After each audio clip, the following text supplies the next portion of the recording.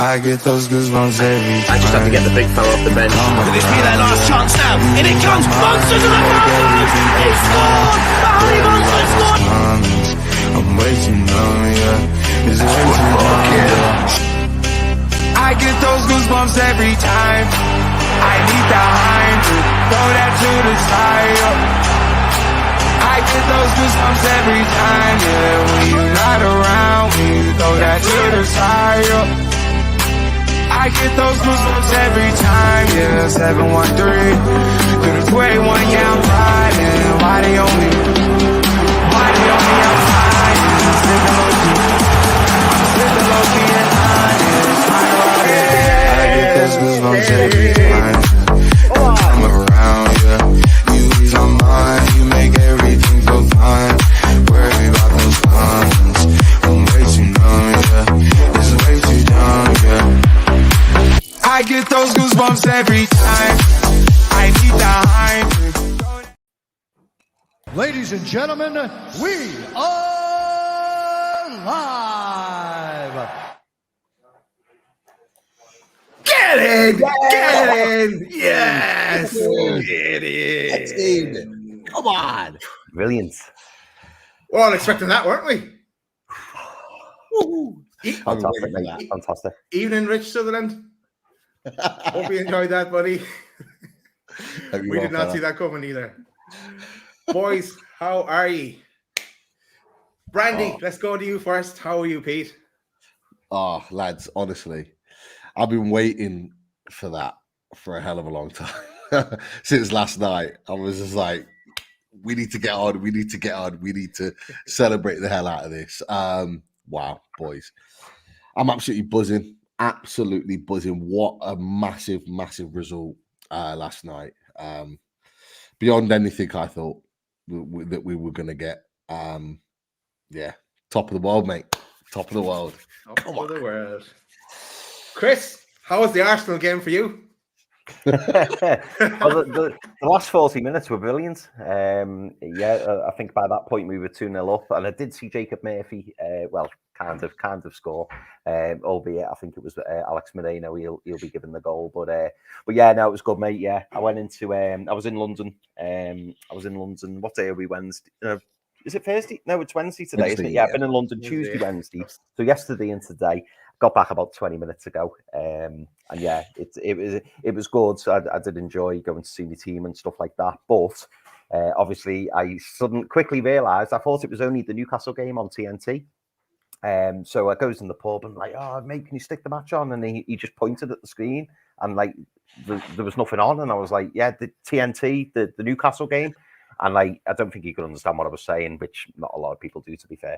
And then I was like, yeah, the match is on, and then the Arsenal game just came on, and there was loads of obviously Arsenal fans because I was in London, so I had to wait for the Arsenal game to finish to then get the Newcastle game on. So pretty frustrating, but I'll tell you what, didn't half enjoy it. I've seen some highlights back, but yeah, what a win. Brilliant. A nice distraction from that whole transfer window as well, and transfer deadline day. But great to get the win. Let's get straight into it. Let's talk about the game first, and then we can talk about other stuff after that. But hold on. How are you? Fine. Great. I'm always good. I'm always good. Yeah. Just working away. Really enjoyed the game last night.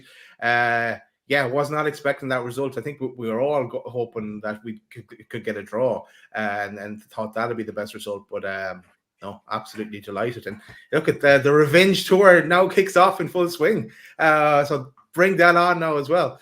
If only we had a fit striker. Let's get into that. Right. This is the team. What did you make of the team, lads? Of course, Mickey turned up, going nowhere, and he was on the bench. Tino on the bench as well. But what did you make of the lineup? Pete, we'll go to you first. Honestly, it was kind of sort of what I was expecting, really, in terms of the lineup. No real change from the Fulham game, which we got a good win into the next round of the cup. So it was all really about who was going to be coming in and supporting that on the bench. And obviously there was rumours about Wilson. There was rumours about Barnes, Almiron, where they're going to make it, where they're even going to be at the club. But yeah, to see Miggy on there, I think was a plus. Someone to bring off the bench to make a difference. Livramento as well, but it was all kind of. It's getting to the point now. Until a few players come back, that is going to be kind of expected, really, the starting 11. So that wasn't really the big surprise for me. It was seeing that Miggy was going to be on the bench, because yesterday was the crucial day for Saudi window. You said it, Daz, to us in the loaded chat. That was the big day, and it was very clear at that point it wasn't going anywhere. So good to see him in the squad. What do you make of the team news, Blaze? Mate, do you know what? Just as you asked that question and Pete was answering it, I was thinking to myself, "Well, imagine when we start answering this question, and we've got a full squad. It'd be brilliant, won't it?" Because at the moment, it's just very like, yeah, it's exactly what we predicted on away days. But that's because there's not really much else, not much of an option. I mean, the only other one we could have, as Pete said, said was that Miggy Almiron would have started. But I think we were always going to start with Jacob Murphy. Fully deserved. I thought he had a really good 75 minutes in his last game against Fulham.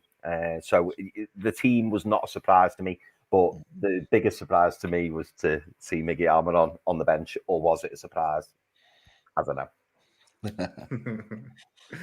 All right, well, here is the Villa team as well that took to the field at Villa Park, a ground that we haven't won in for a while, but scratch that off now. That's done and dusted. All right, let's get into the game and walk you through the highlights. Stop me at any point along the way and we can jump in. So start off, good combinations between Miley and Gordon down the left. Isak and Gordon were switching as well positions. Newcastle were on top for the first 15 minutes. Villa did kind of up a gear then for the next 15 minutes. They seem to be on top. There was one chance at 90 minutes when Gordon had a chance. Murphy to Gordon. He was kind of crowded out as after the first shot was saved. At 29 minutes, Murphy had a shot, a good shot, good save from Martinez as well. The Longstaff with the follow-up didn't go anywhere with that. 21 minutes, Gordon did another shot on one-on-one with the keeper. It was blocked and over. Then on 32 minutes, up steps the man himself, Mr. Twirly Finger, Char. So what was a corner? Trips sends the corner in. He gets a leg on it. It kind of just as the ball was dropping, a bit of a volley, puts it in the back of the net. Cue the celebration from Char. 1-0 Newcastle. What did you make of the first goal? Chris, I'll go to you first. Yeah, well, I obviously didn't see the first goal live. You boys kept me updated. I'm in the pub and my WhatsApp's going, and obviously I've seen that Newcastle had scored, which was great. But yeah, I watched it back, and it's a very unlike centre-back goal, really, isn't it?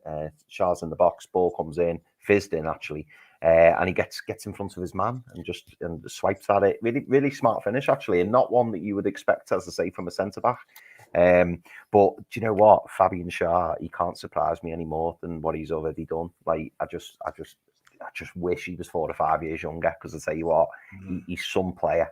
He really, really is. But yeah, really, really smart finish. And I thought, you know, from the highlights that I've seen, it looked, as well as you boys putting stuff in the chat, it looked like we were good value for the lead as well. But yeah, fantastic to go 1-0 up, and really smart finish from Fabian Schär. Stop everything. I think there's been a super chat. Yeah. Pete, bring it to us. Massive super chat. Massive thank you. Dominic. Cheers, Dominic. Thank you so much. It was like, really wow, nice, when we saw that. Huge support to the channel, Dominic. And you've been in the chat before. You've watched regular shows. You always comment as well at the end, and we massively appreciate that. And so we've stopped everything to obviously show respect to you and appreciation. You guys need more followers. Criminally underrated channel. Keep it up, guys. Thank you, top man. Thank you, mate. Cheers, Thank you very much. Big Dominic looks like it's sweet. Dominic from Sweden. Dominic Sweden, or would it be Dominic? Who knows? Let us know, Dominic. Who knows? Well be. Yeah, let us know where you're from, Dominic. Yeah, Definitely. Pete, let's get your thoughts on Char's first goal. Superb. It was really interesting actually because before the game, Unai Emery had talked about Newcastle being dangerous from set pieces. And it's exactly what we did, and it's almost like they played into our hands really. Because look, we started the game pressing well, really, really dangerous. It was a superb ball into the box from Kieran Trippier. We all know how good Emi Martinez is as a goalkeeper. So arguably one of the best in the world, and he comes out and collects everything. So your set pieces have to be spot on, and it was sort of an outswinger away from goal, so he couldn't come out and collect it. But it's the work that Shaw does to get there. He literally out muscles, I believe it's Douglas to Luiz, who's man marking him for the corner. He out muscles him straight away, and then it's about can he get in front of, I think it's Ezri Konsa, and he does both. He does both as the ball's coming in. So it's great work from him, and then he's got to apply the finish. And the finish is perfect. It's on the volley. It's in the corner of the goal. The keeper's got no chance. He can't even dive for it. It's that quick and that perfect. And Eddie Howe said in his interview afterwards, he's like, it's a finish of a striker. It was that good. And I'm not going to lie, boys, it was fully deserved. We had 3-4 great chances before that one came about, and it was going to be it had to be the case of if we don't score now, we're going to get punished for it. I'm so glad that we put that ball in the net, and when you see that going, it fills everyone with delight. It was a great goal, brilliant stuff. Great goal. And he won't score another one for a long time. Oh, but 3 minutes later, he pops up again. Shar with goal number 2. So yeah, for this time, I can't remember what happened before that, but I just remember Gordon's volley flicked onto the bar, kind of took a deflection onto the bar. And Shar follows up, who the quickest to react. And he tapped in, but he did have to. He placed it in a place where Martinez couldn't get to it, because very easy that Martinez he could have hit it straight at him, but he was well placed. 2-0 Newcastle. Also, it went to a VAR check, but the goal stood 2-0 up after 35 minutes. Pete, we'll go to you first for Shar's second goal. Yeah. Again, set pieces killing Aston Villa. They just didn't know how to defend us. They were trying all sorts, pulling shirts, pushing, all the rest of it. But Newcastle just really, really powerful. But I have to say, the volley from Gordon makes the goal, because to keep that ball down as the ball's coming in the air on the volley, to keep it directed towards goal, keeping it nice, low and drilled.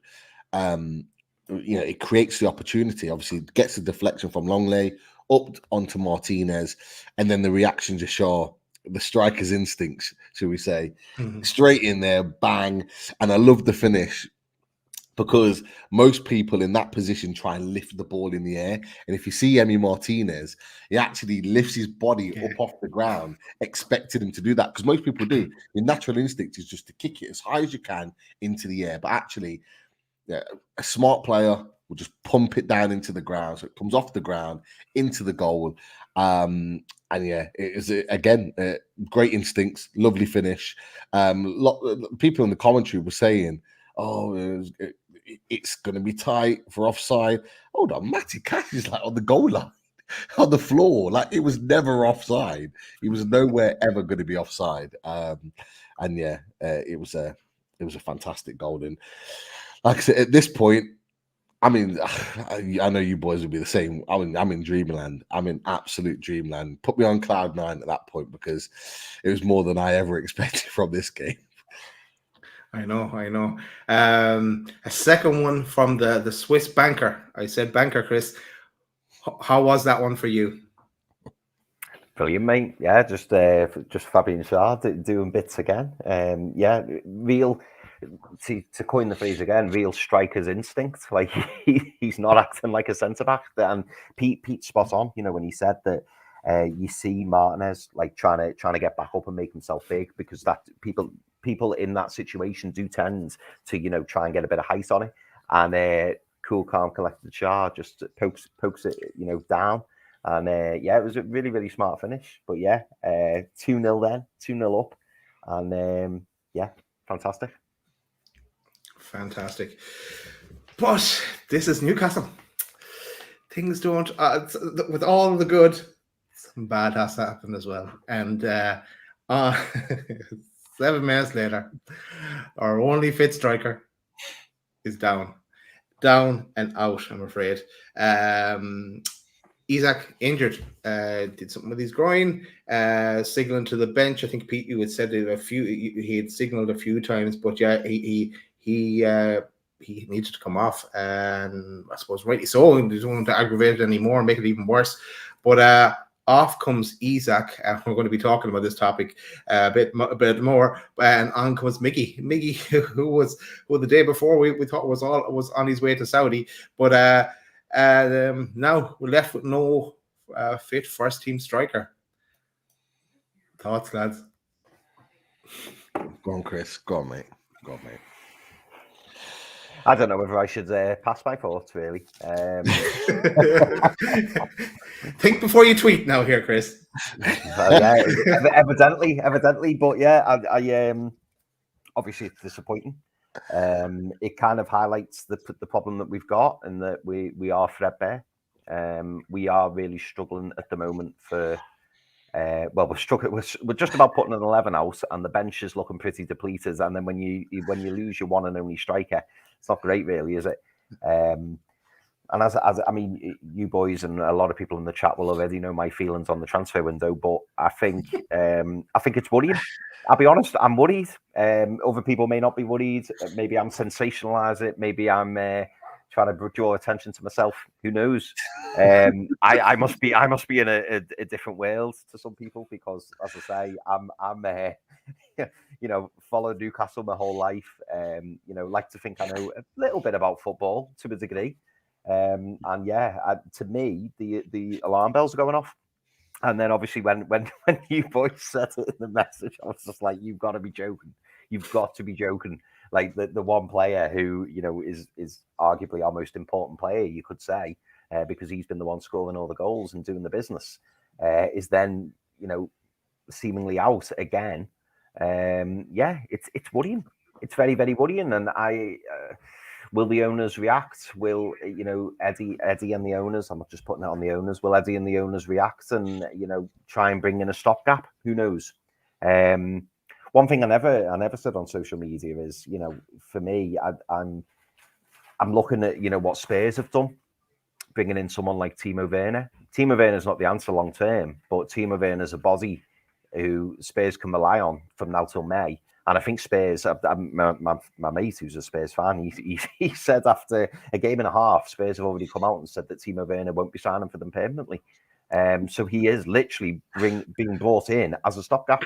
And would you prefer a Timo Werner or, maybe a Parkinson coming on? I know what I prefer. But, let's just see what happens between now and is it 11 o'clock tomorrow? I think the window shuts. We'll have to see what happens, but it is what it is what I'd say. My biggest concerns were around centre midfield. And now the fact that the concerns are also being passed on to the strike force as well. Hopefully Callum Wilson's back soon. Callum Wilson, fantastic striker on his day, we all know that, but it's keeping him fit, and that's the issue. And if God help, something else happens to Callum Wilson or he has a setback, we're in the spot above it. But hey, let's look at the positives. We picked up a fantastic 3 points against Villa. We've got 3 really winnable games coming up, and Anthony Gordon. I thought, by the way, when Anthony Gordon was playing through the middle, because I think, correct me if I'm wrong, Miggy Almiron came on, and then Gordon came in through the middle. He did well. I thought Gordon did really well. He held the line really well. Will he score the goals that Callum Wilson and Alexander Isak score? Probably not. But he can certainly do a job. And hopefully, we can keep the likes of Miggy Almiron, Anthony Gordon, Jacob Murphy, keep them fit, and try and get the likes of Harvey Barnes back, Joe Willett back, because we desperately need them. We desperately need them. And the final thing I'll say, for any fans who are questioning whether my glass is half full, questioning whether I'm a real fan or whether I'm sensationalising the situation, I love the club as much as all of you, and the reason I kind of show a little bit of worry or panic isn't because I'm trying to draw attention to Loaded Mag, because I didn't actually tweet about Loaded Mag. Obviously, I'm very proud of Loaded Mag, but I said it because that was on my mind at the time. And for all the people who replied to me very respectfully and disagreed with me, that's fine. We've all got opinions and we can all disagree. I think it's when people start making it personal and start coming for me, that's when I react a little bit. But you know what? Tempers are high at the moment and it matters to us all. We all want to do well, and we all know that the future is looking very bright. I've got no doubt. I've got no doubt in this ownership. I've got no doubt in Eddie Howe at this moment. But I'm just concerned about the here and now. I'm concerned about from now till May. That's what I'm thinking. In the summer and next season, it's not going to be a problem because we're going to fix it. I know we are. But I just want to finish this season as positively as we possibly can. And I feel, and still think it, that Eddie needs help. How we give him the help, I don't know. But I think he needs help. And I feel sorry for him at the minute. I really, really do. And I just hope that, something can be done. Because if we continue as we are, we're taking a huge gamble, in my opinion. All right, Pete, I'm going to come to you next. Chris, I'm tempted to say welcome to Twitter, welcome to X, but after that one. But also, I hope, Pete, you're not going to start talking about Timo Werner. But look, I'll take you back, Pete. Take you back. 42 minutes in, we're 2-0 up. We were chatting as the game was going on. And your thoughts when this happened? Oh. Lads, honestly, I don't think I've been as distraught about an injury than I was when I saw that. And there's lots of reasons for it. One, because we were 2-0 up, we were cruising. Alexander Isak is crucial to everything that we do right now. He's so important to everything that we're doing right now. And to lose him when there's such a crucial set of fixtures that are coming about that we can really kick on from, it was just, I just felt numb for a little bit. I'm not going to lie. I was absolutely distraught. So frustrated, angry. Did I put you off your brandy? No brandy. Oh. No. Like shows only. I have said that. Unless I'm out with the boys, shows only. So I'm just frustrated with the whole situation, because it's like, come on, we get our players back, and it's like, how is this still happening? How are we still losing key players, at this point in the season when we should be really kicking on with them? And it's just constant, and something's not right. And I put it on the Loaded chat, and I tweeted out straight away. Aside from the game, we need to sign a striker. We do, because we can't keep relying on these players when they keep breaking down. I'm not putting my finger at Isak. People have. I'm not. We could talk about any player in that squad, because the vast majority of them were picked up injuries. We need to make sure this squad is stacked, that if we do get an injury, we can keep up with it.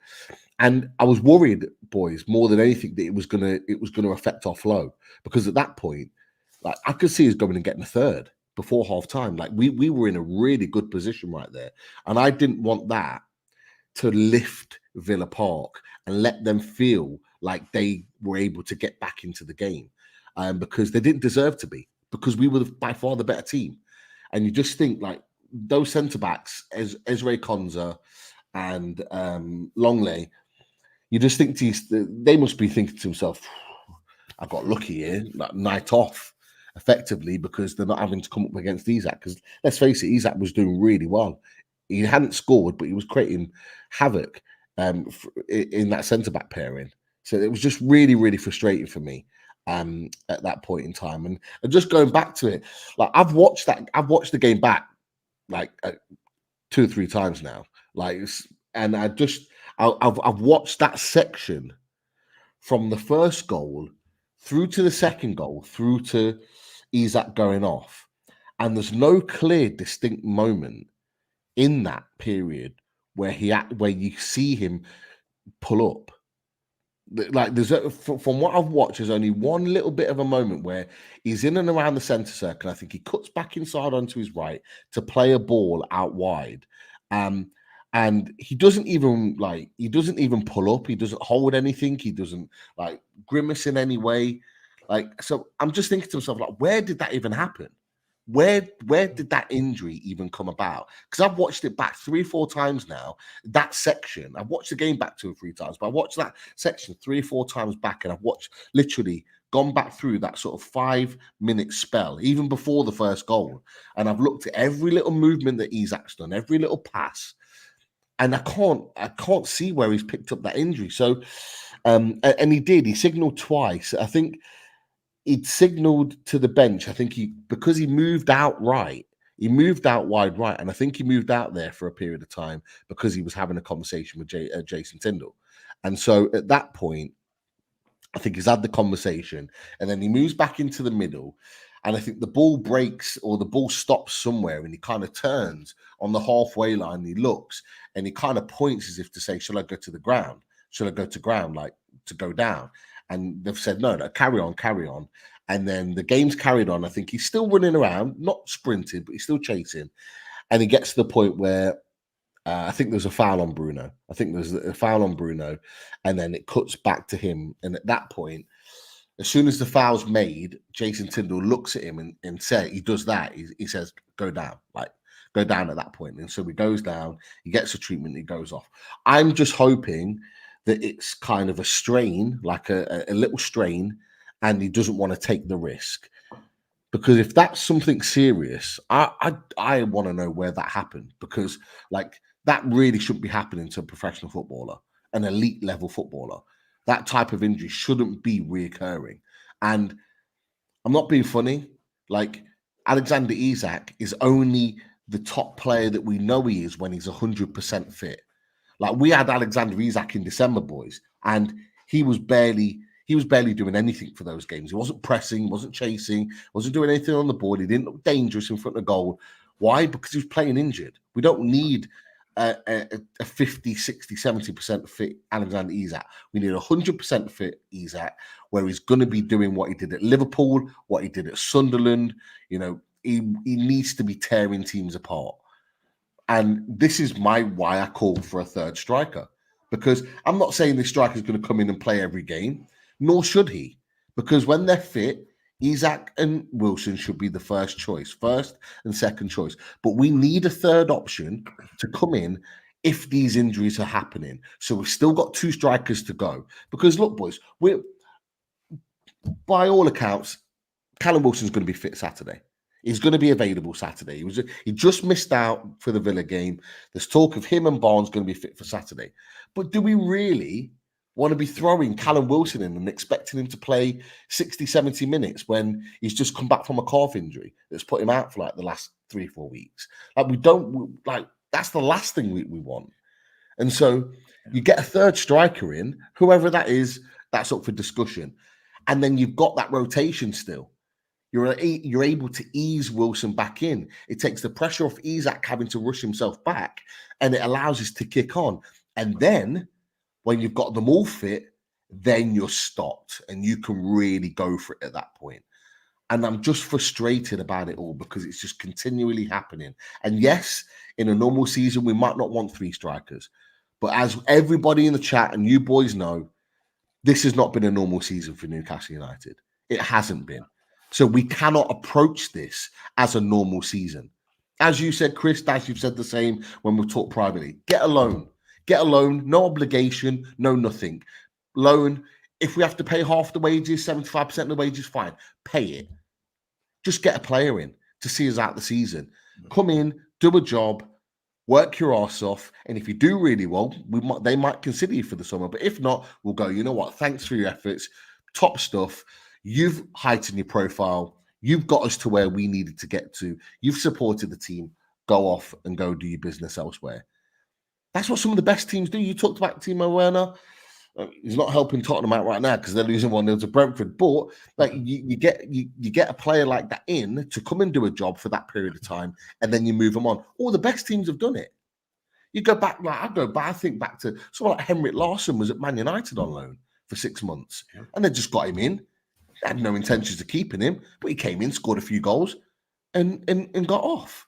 Liverpool have done it in years gone by. Nicolas Anelka came in, smashed a load of goals, and then went off and played elsewhere.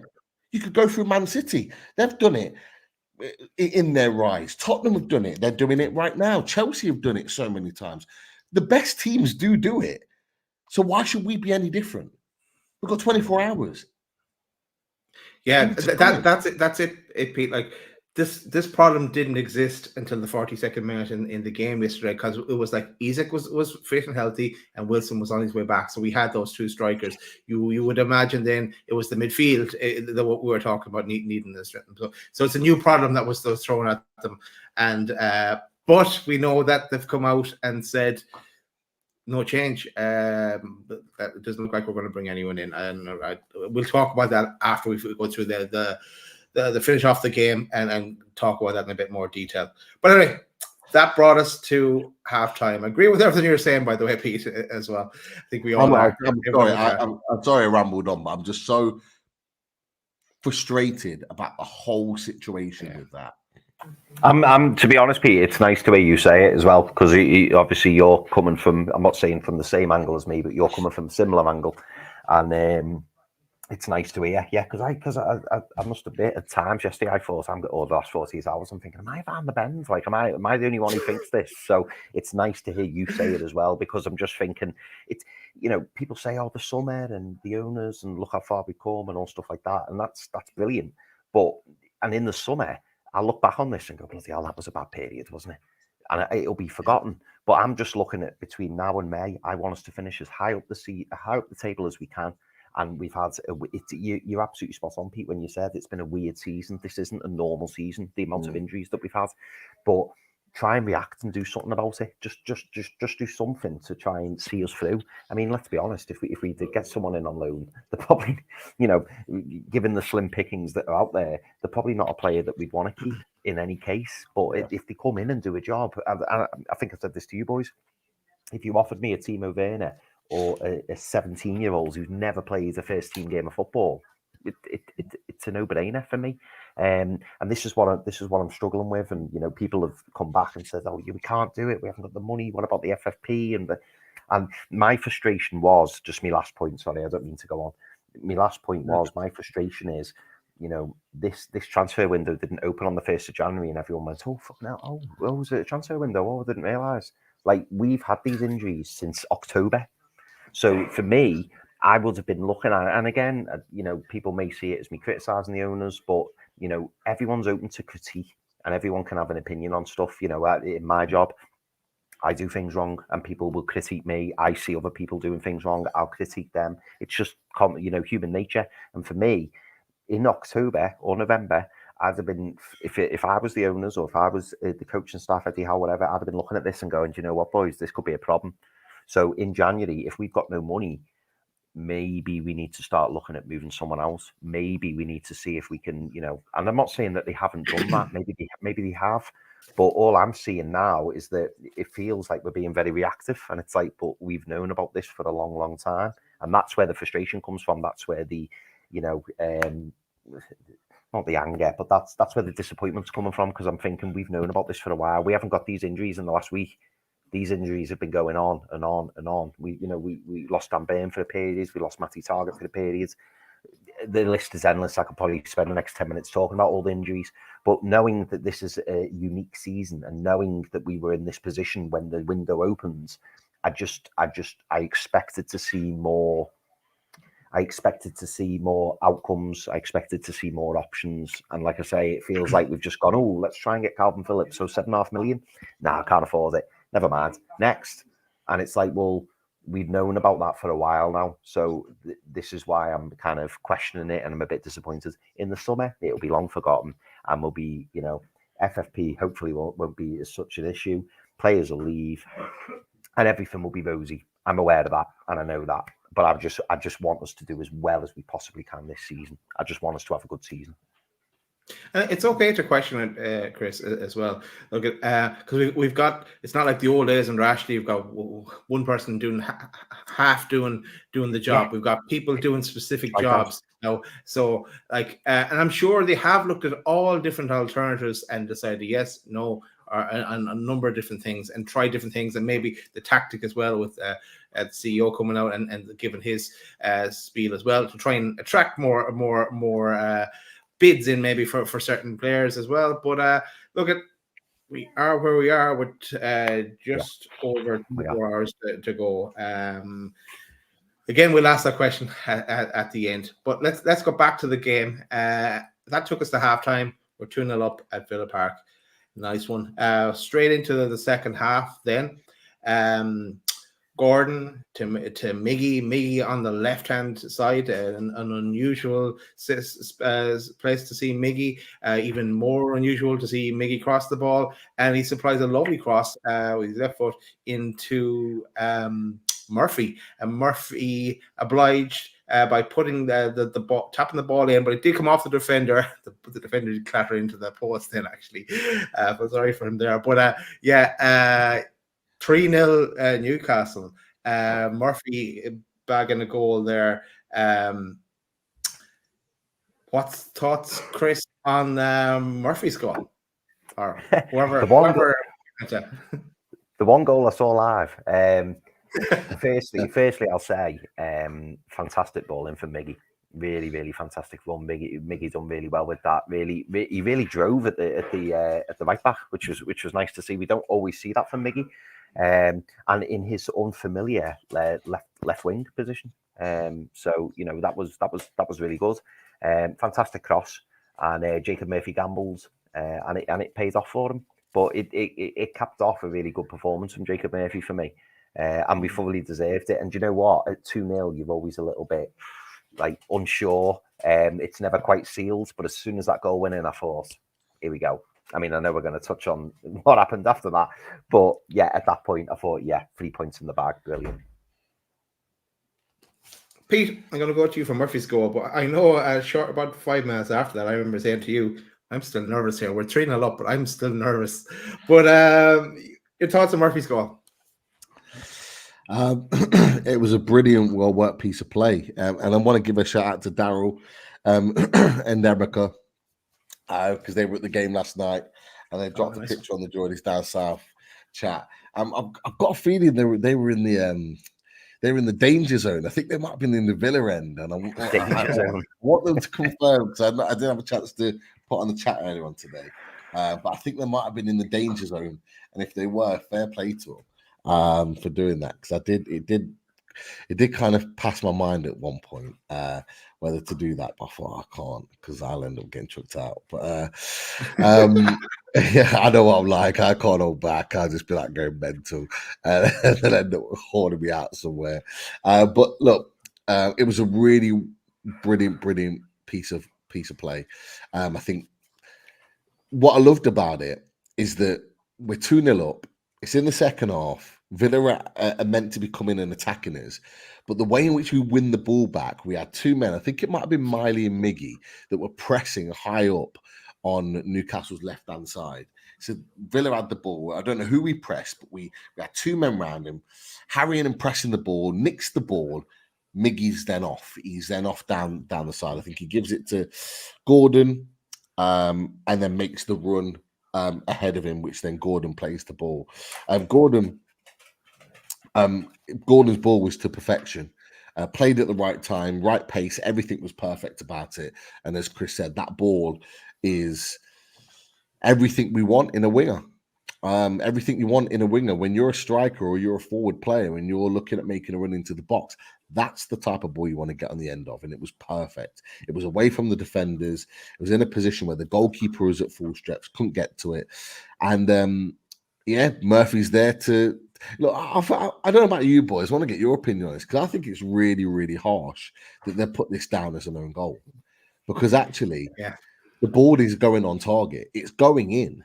Like, it takes a double touch off him, but the ball's actually going in before Moreno comes in and obviously takes it into the goal himself with his momentum. And I just think, like, you can see that he's going in. So how is it not Murphy's goal? Like, if Moreno's not there, it still goes in anyway.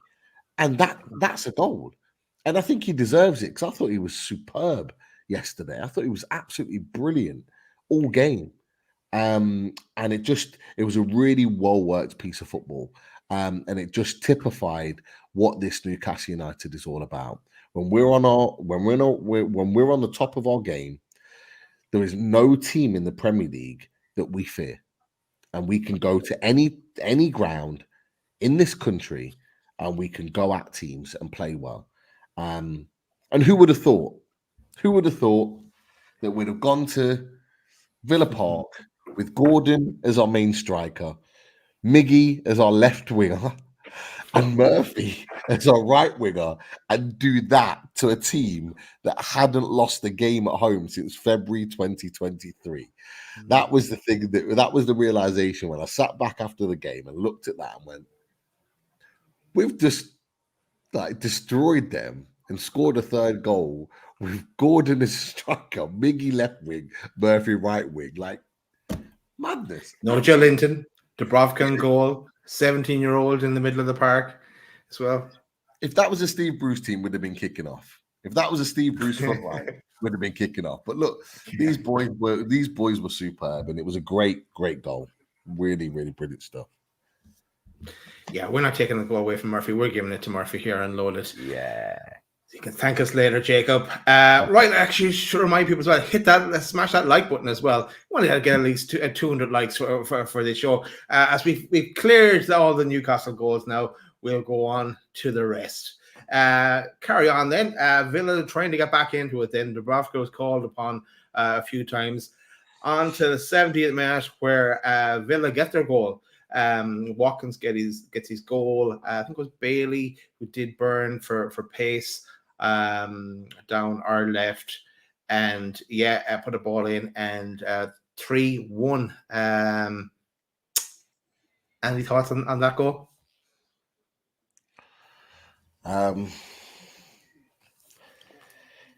They were. To be fair, we defended so well in the game, and just watching the game back, there was just one slight mistake that we made, and it was Sven Botman he pressed up to get tight to a player, and I can't remember what player it was, and he didn't need to, so he kind of left his position by a yard or two, and so the ball gets then played over, and he gets back. And he just misses it just by a toe end to get something on it for when Watkins slams it home. Nice bit of football. Bailey made the difference when he came on, very much so. And it was just, it was for me, it was unlucky because I think we'd marshaled the defense had marshaled the game so well. It was just a slight moment. Botman's anticipated the ball being played into the player's feet, so he's gone to press, but they've not, and they've gone long, and he's just out of position by a yard or two, and he just didn't get back in time. So when that ball gets played across, Watkins is there first, and that just made the difference. That was it. Nothing that Dubravka could do. Shaw was unlucky. Botman was just literally like so close to getting a little toe end on it, and if he does, Watkins doesn't score that goal. So just unlucky all round, really. And a decent goal by Villa by all accounts. Cool. Do you want to say anything about that goal, Chris, or we move on? Just to echo what Pete said, really, just one slight momentary lapse of concentration. And to be fair, Ollie Watkins did finish it really well. But not lying, my ass was going at that point. I literally was like, oh no. And yeah, well, go on, Daz. I know you're going to say what happens next. Well, yeah, because I think it would have been gone, Chris, if this next one had counted, because Watkins puts the ball in the net again. But thankfully, VAR ruled that out, and it was rightly ruled out as well. But thanks for that. But yeah, well, let's then the move of the match by Eddie Howe is because we're calling it in our chat as well. So he takes Miley off, brings Tino on. Byrne joins in as a centre back, so we've gone 5 at the back. Then so basically he's learned his lesson from the City game, something that we talked about before. If he'd done this, if he'd done that, so he made that tactical switch. And spoiler alert, that sees out the game. But there's a few more moments in there. But I'll finish the game, and then you can have your say on that. But on the 88th minute, Newcastle, another lovely Newcastle move, and Bruno lays it off into Longstaff 1-on-1 with the Martinez. He should have finished it to make it 4-1, but he hit it straight at the keeper. Martinez made himself look big as well. But anyway, then 9 minutes, and still this time I remember saying it again. I'm still nervous. We're 3-1 up on the 90th minute. I'm still nervous here.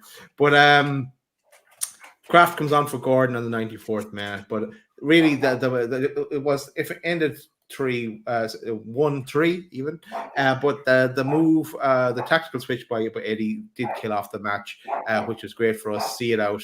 But thoughts on that last bit, lads? Pete? I'm not gonna lie, I was shitting it, and I think I said this to you guys in the chat. We were just talking before we went live. I literally was just stood like this to the TV, just watching every bit of the game. I couldn't sit down. Too nervous. 3-1 up at the time, so you would have thought we'd have been a bit more comfortable.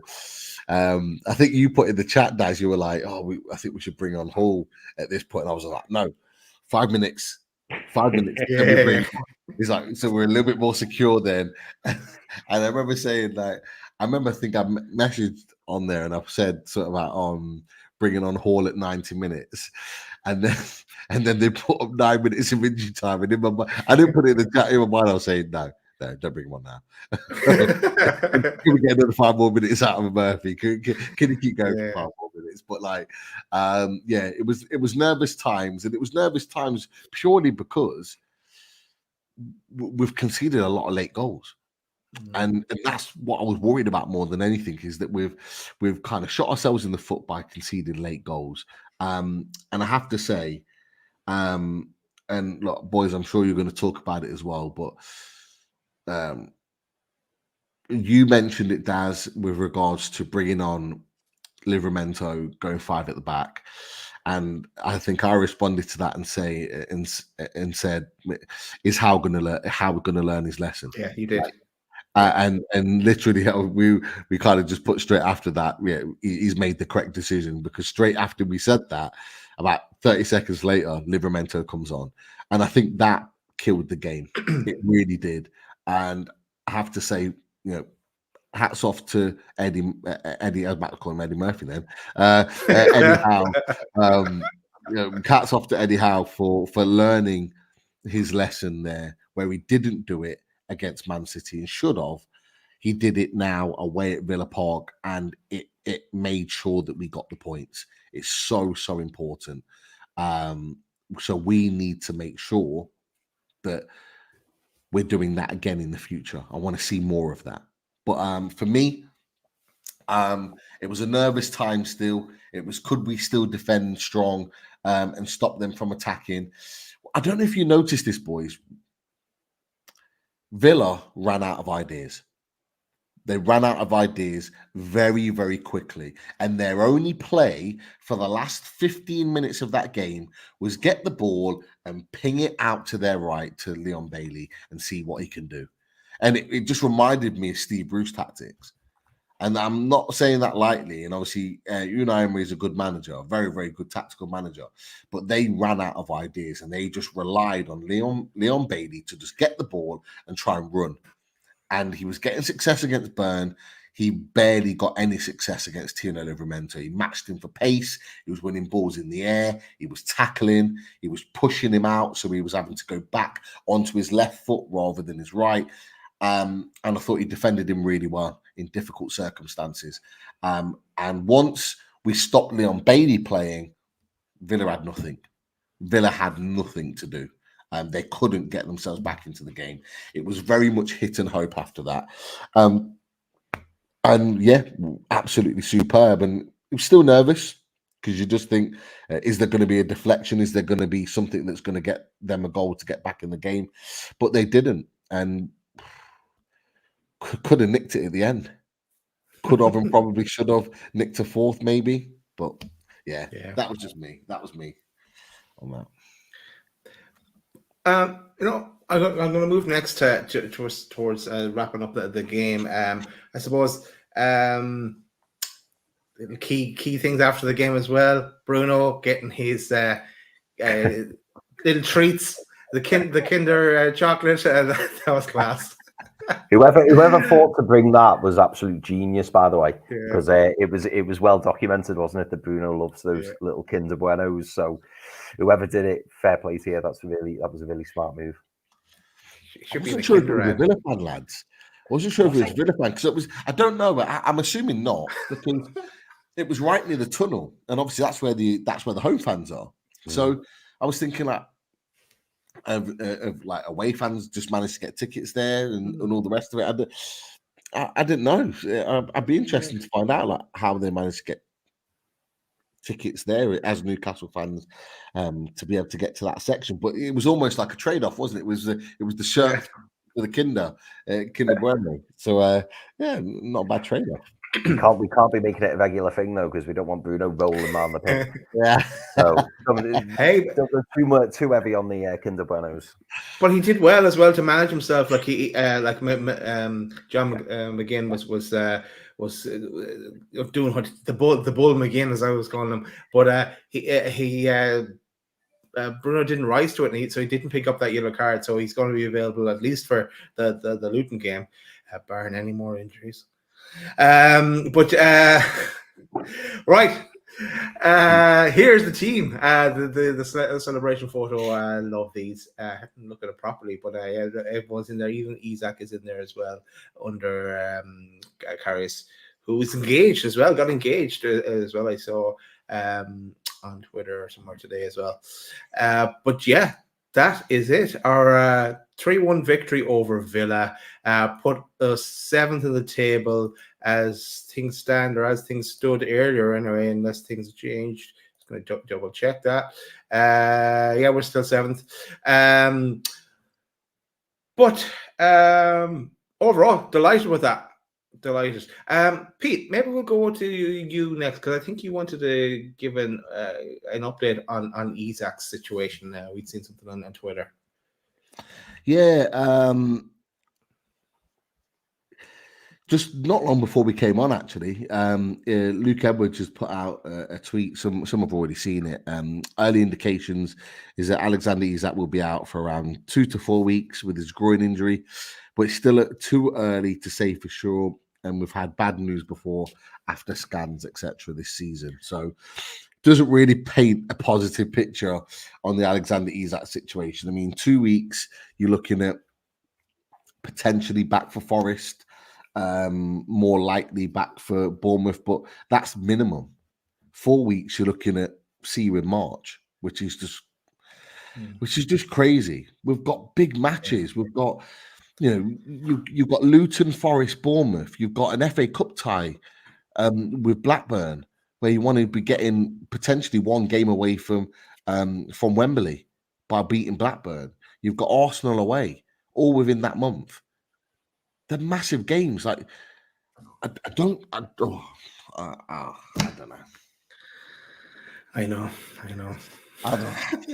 Madness. And if it's even longer, nothing we can do on Isak, but there is something we can do. There is something that we could potentially do, and this might lead us on to what we're going to do tomorrow, because we don't know what we're doing tomorrow yet. We've had great plans, and they've been blown out of the water. There was no point in us doing further fully loaded transfer shows over the last week when there wasn't really anything happening, or we didn't think there was anything happening. So there's no point in wasting your time, our time, talking about stuff that, so we will be back tomorrow. We are going to do a show tomorrow of some description. We need to talk after the show as well, what we're going to do. But guys, we've touched it in our conversations here. There's I'm not saying there's a chance because I don't believe it, but there has to be still a way to make a change and bring in some kind of a loan option or something tomorrow. I don't think it'll happen. I really don't. But what's your thoughts? We did touch on this already in the show, but go on, Chris. Please. Give us your opinion. Do you know what? The way I'm looking at it, there's still 26 and a half hours left. So while there's still time, I'm still going to retain hope that we will do something. For me, the priority now is a striker. Before that, it was a central midfielder. If we bring in a central midfielder and a striker, I will feel much better about the season, and I promise I will not moan. I will not moan. But even one of them, just like because to be honest, even if we were to bring in a third striker, I'm still going to feel worried about the central midfield, which is it anyway. Because I'm still not convinced, and somebody in the chat pointed out, it was a great shout. We've now got Anthony Gordon and Bruno Fernandes, who were one card away from a 2-match ban. Gordon as well? Yeah, because he got a yellow towards the end of the game. He did, yeah. So it's I mean, Gordon not as big a worry potentially, because if Harvey Barnes comes back, we've got that option. But it's still a big player out. It's still a really big player out. And Pete mentioned it before. The next 3 games we've got Luton, Forest, and Bournemouth. 3 massive games for us, because as you pointed out before, we're currently 7th in the league. We've got a great opportunity of climbing that league. But if we go and follow up with that Villa win with 4 points in the next 3 games, what's the point? What was the point in that Villa win? This is what I'm worried about. I want us to follow it up with back-to-back. And losing Alexander Isak is huge. Having Callum Wilson back is equally huge. But we've just got to keep everyone fit, and we've got to make sure nobody gets yellow cards, because we really haven't got we haven't got the options. We really haven't. It's like this season's been 1 step forward, 2 steps back. Now you're telling me that this guy, Savior of the universe. it's a Flash. Flash. What are you gonna do? He saved every one of us. He won't be there to save us. He won't if he's suspended. He won't save anyone. No. But that surprised me. I hadn't realised Gordon was that close. Bloody hell. Any more bad news, Chris? Yeah. I'm just pouring it on here, aren't I? But yeah, I'm just all I'm doing is just saying it how it is, because that's where we are. That's where we are, and I'm seemingly I'm the dog in the house with the fire everywhere, saying everything's fine. And yeah, I don't know. We try a quick. Sorry, Pete, you wanted to say something first? No, the one thing I'll say in positivity to all of this is that, as we've talked about before, it's looking like there's a potential for Wilson and Barnes to be back on Saturday. That's massive. That's a massive improvement. Barnes, we haven't seen hardly anything of, and we have to remember as well, is it is going to need time. He's missed. He hasn't been available since the Sheffield United game, which I think was the end of September, beginning of October. Like, he's missed a hell of a lot of football this season, more than I think he's ever missed before. And so we're going to need to be patient with him, and he's going to need time to build up and get up to speed. And then not long after that, we've got Joe Willett coming back. And then not long after that, we've got Elliot Anderson, who was pictured today, actually, in his boots and with a ball at his feet, which is positive. So they're positive. That's positive news. So on a positive, we are getting some players back, but that's getting players back for the squad. We still need players in regardless. That cannot be used as an excuse not to do business, in my opinion. But on a positive, that result was outstanding yesterday. To do what we did to Aston Villa, that team that are pushing for Champions League football, that was outstanding. A really, really good performance. And we're getting players back. We've lost Isak. Hopefully we come back that and we get Wilson back, and we can still go on and beat Luton. And I don't know. I know we've not got much time left, but I don't know if you want to bring up the league table, Daz. Yeah, I have it here. Yeah, just really quickly. And you guys, I want to get your opinions into, just because I just wanted to show that league table. We went and lost 7 games out of 8 over the course of December into January. And we've won 1 game. And look where it puts us. It puts us in 7th place. And yet, 1 or 2 teams have got games in hand, all the rest of it, blah, blah, blah. But I tell you what, we're still well within a chance of getting European football. Just that one result changed everything. And so this is why it frustrates me even more about the transfer window and just not getting a few loans in, because I just think that we have got a real chance to properly kick on. Villa dropping points. Tottenham currently losing right now. And we've got a real opportunity to really kind of kick on and maximize a number of points. And for all of our bad form in December through to January, we've ended this month really, really well. And actually, if you look at this month, we lost to Liverpool. Fine, we accept that. We beat Sunderland. We were 2 minutes away from getting a point against Man City. We then go and beat Fulham, and now we've gone and beat Villa. For a month that was meant to be the nightmare, horrible month in January, it hasn't been too bad. Hasn't been too bad as a month. We've got some wins on the board, got some good performances in there. Unlucky not to get a point against Man City, and if we had, it would have been a great month for Newcastle United, going into a really positive month in February where we could pick up some points. And I keep saying it to you boys, and I'm going to leave it on this point. We have played Villa, Liverpool, Man City. We don't play them again for the rest of the season. Other teams around us have got to go and play against those teams, or they've got to go and play each other. Okay? By the end of February, we don't have to play Arsenal again because we go to the Emirates, and that's them done. Other than Arsenal, in my opinion, boys, and I want to get your thoughts on this, other than Arsenal, I'm confident in going up against any other team in this Premier League. Tottenham at home, Chelsea away, Man United away, West Ham at home. I'm confident in going up against all of those teams. Brighton at home right at the end of the season, and I'm confident that we can go and win those games. 110%. And if we can go and do that, I guarantee we will finish comfortably in the European positions. That league there proves it. Yeah, 8 points. 8 points behind Tottenham in 5th. 8 points. Yeah. If the likes of Villa and Spurs were to go on a bad run, it brings everyone into the equation. But yeah, we have take it one game at a time, as Eddie likes to say. To answer Jeff's question earlier, no, that's not bad news that you're back in the chat, Jeff. We love to see you back in the chat. Let's take 2 quick questions because we're going to wrap this up early, and because there's a lot of stuff we want to talk about, but we're going to leave it till tomorrow, I think, as part of our show tomorrow. So, first question, quick fire. Just before we do go to the questions, very, very quickly, Tom. You wanted to go to the questions. Sorry, sorry. Tom Dixon highlights. Rest in peace to Kenny Vanson. Kenny, obviously, thoughts go out to Kenny's friends and family in this really sad time.